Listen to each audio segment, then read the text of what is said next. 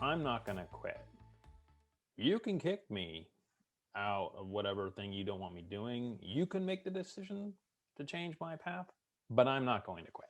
At the end of intermediate flight training is where they make the decision whether you're going to go into the strike corps, basically the path towards potentially F-14s, because there's two different paths at the time for us. It was F-14s for E-6 entries and S-3 Vikings. Or you get to go E-2 Hawkeyes, which is an AWACS.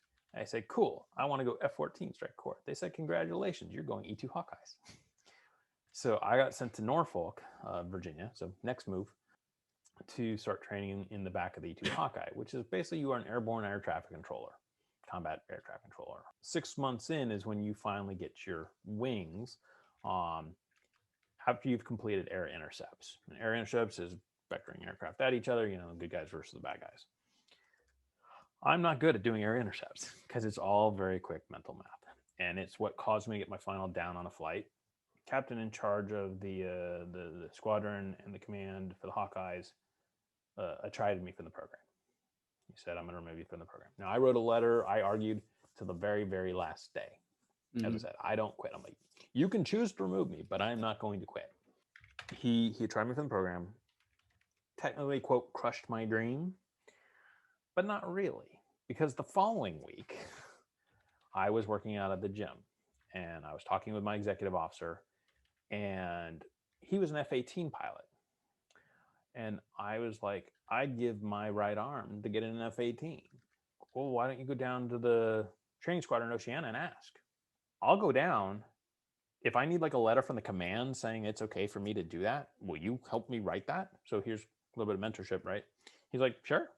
I'm like, okay. I literally left the gym at that moment. I went, I put my clothes on, I went down to Oceana to the training squadron, and I said, hi, I heard you can get on the backseat rider list for the Hornet. He's like, well, you need to have a current NATOPS, which is your all your qualifications showing that you're qualified in naval aircraft. I was like, oh, well, no, I brought that with me. That's right here. He's like, and a current medical. Oh, yeah, got that one too. And I'm like, and if you need it, I can get a letter from the command endorsing me doing this. You know, it's got to go up to the CO, so we'll let you know. So I let it go through the weekend. On Monday, I called and I said, just checking to see, am I on the backseat rider list by chance? And they said, you've been approved. I'm like, really? Cool. And they're like, when would you like to go? And I'm like, tomorrow. So that Tuesday, I get to the base, and then now I've got my flight suit on. I've got all the G suit and everything else all ready to go. Get in the plane, get in the back seat. We're sitting there. He's starting everything up.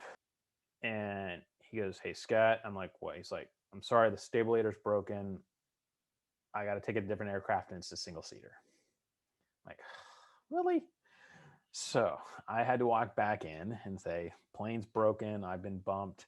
You know, can we reschedule? And they said, yeah, we can reschedule. How about Friday? So on that Friday, I talked again with the instructor about what I would like to do. And he said, okay, we'll see. And we get in the aircraft, we start up, and we take off.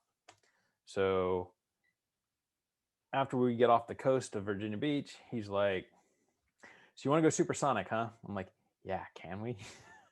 And so he's like, all right, let's get this over with. And he put the afterburner forward, stuck the nose straight down. And then we pulled out and then continued on with the flight. And when we finally landed, I asked him, I'm like, so what was our top speed? And he said, Mach 1.15. I was like, sweet. I'm like, what about our highest G's? He was like, 7.2. I was like, perfect. That's all I ever needed to know. Multiple things. It was my worst day, and it was my best day. It was my worst because my dream of becoming a naval aviator was over. It was best day because my dream of getting to fly in a fighter plane